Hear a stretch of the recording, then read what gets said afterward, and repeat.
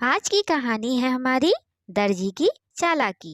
एक गांव में एक दर्जी अपनी दुकान चलाता था। दर्जी के पास गांव के लोग कपड़े सिलवाने के लिए कपड़ा दे जाते थे। दर्जी जब भी महंगे कपड़े देखता उसे लालच आ जाता था। वह उस कपड़े में से आधा कपड़ा बचा लेता था और दुकान पर पड़ी पुरानी कतरन में से जोड़ लगाकर नया कपड़ा सिल देता था। एक दिन गांव का एक नौजवान मनीष उसकी दुकान पर आया और बोला, मास्टर जी, ये कपड़ा मैंने शहर से मंगवाया है, आप एक बढ़िया सी कमीज सिल दो। दर्जी ने उसका नाप ले लिया। फिर उसने कपड़े को देखा। देखने में कपड़ा बहुत महंगा लग रहा था। दर्जी बोला, भाई, ये तो तुम्हें किसी ने बेवकूफ बना दिया। इसमें एक तो क्या आधी कमीज भी नहीं बन पाएगी। ये सुनकर मनीष ने कहा, ये क्या कह रहे हो मास्टर जी, मैंने तो पूरे पैसे दिए हैं इस कपड़े के। दर्जी बोला, भाई देख लो, इसमें कमीज नहीं बन पाएगी। अगर तुम कहो तो मैं अपने पास से कुछ कपड़ा लगा दूंगा, इससे नया डिजाइन भी बन जाएगा और तुम्हारा कपड़ा भी बेकार नहीं जाएगा, लेकिन उस कपड़े के पैसे अलग से देने होंगे। मनीष हाँ कर देता है। दर्जी पुरानी कतरनों से डिजाइन बनाकर आधा कपड़ा बचा लेता है। वह कमीज को इतना सुंदर बना देता है कि जब मनीष अपनी कमीज लेने आता है तो वह अपना कपड़ा भूल जाता है और कमीज लेकर चला जाता है। दर्जी उस बचे कपड़े में से छोटे बच्चे की कमीज बना देता है, उसे दुकान पर टांग देता है बिकने के लिए। 2 दिन में ही वह कमीज बिक जाती है। इधर मनीष अपनी कमीज लेकर घर पहुंचता है। वह नहा धोकर नई कमीज पहनकर घूमने निकल जाता है। वह एक गली से गुजर रहा होता है। तभी वहां कुछ लोग उसे देखकर हंसने लगते हैं। यह देखकर मनीष को बहुत गुस्सा आ जाता है। मनीष गुस्से में कहता है, तुम लोग गांव के अनपढ़ गंवार लोग हो, तुम्हें क्या पता फैशन क्या होता है। यह सुनकर उनमें से एक आदमी कहता है, भैया, इसे फैशन नहीं, बेवकूफ बनाना कहते हैं। लगता है तुमने हमारे गांव के दर्जी से ही ये कमीज सिलवाई है। मनीष हाँ में सिर हिलाता है।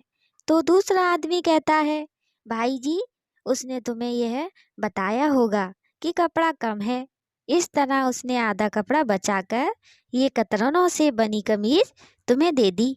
उधर वह बाकी बच्चे कपड़े से छोटे बच्चे की कमीज बनाकर बेच चुका होगा। मनीष ने कहा, लेकिन यह सब आपको कैसे पता। तब पहला वाला आदमी बोला, भाई, हम तो कई सालों तक उससे बेवकूफ बनते रहे। अब हम में से कोई भी उसके पास नहीं जाता। तुम 2-4 दिन गांव में घूम लो, कोई ना कोई बच्चा तुम्हारी जैसी कमीज पहने मिल जाएगा। मनीष को बहुत गुस्सा आया।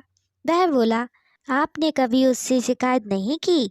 दूसरा आदमी बोला, भाई, कहाँ शिकायत करते, वह चालाकी से कपड़ा बचा रहा है, किसी को जबरदस्ती लूट नहीं रहा है, हमने उसके पास जाना बंद कर दिया। मनीष यह सुनकर बोला, लेकिन भाइयों, उसे सबक तो सिखाना चाहिए जिससे वह आगे से ऐसा ना करे। सभी ने सहमति में सिर हिला दिया। अब मनीष ने उसे सबक सिखाने के लिए योजना बनाना शुरू कर दिया। अगले दिन मनीष उसी दर्जी के पास गया और बोला, भाई, मैं शहर से आ रहा हूँ, यह कमीज जो तुमने बनाई है वहाँ सबको बहुत पसंद आई। वहाँ के लोग तुमसे कपड़े सिलवाना चाहते हैं। यह सुनकर दर्जी बहुत खुश हुआ।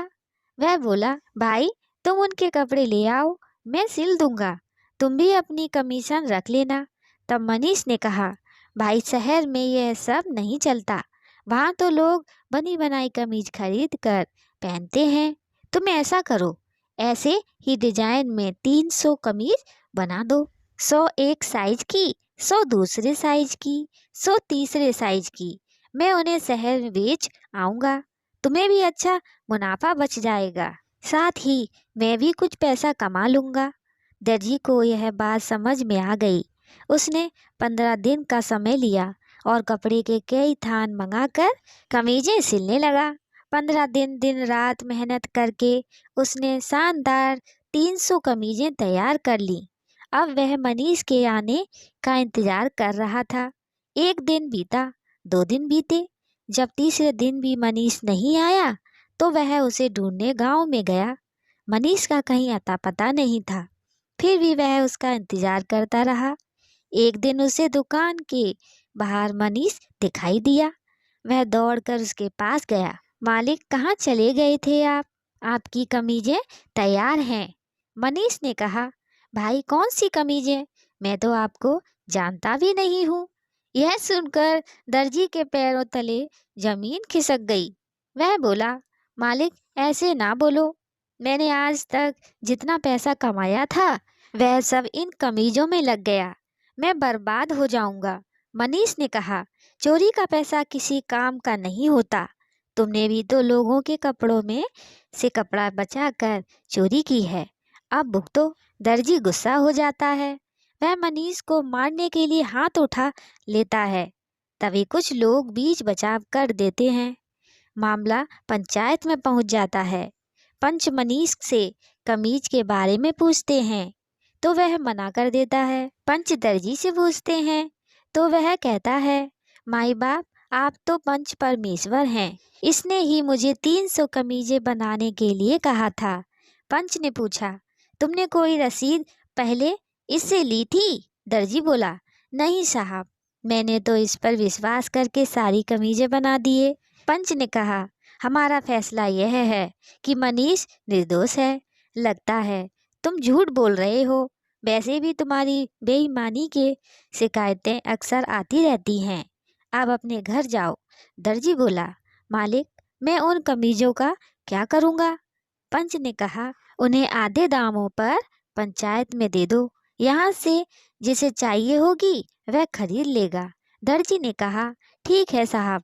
मनीष भैया और गांव वालों, मुझे माफ़ कर दो। आगे से कभी मैं बेईमानी नहीं करूँगा। दोस्तों, कहानी कैसी लगी कमेंट में बताइएगा। लाइक सब्सक्राइब शेयर भी कीजिएगा हमारी अगली कहानी के लिए। जय श्री राधे।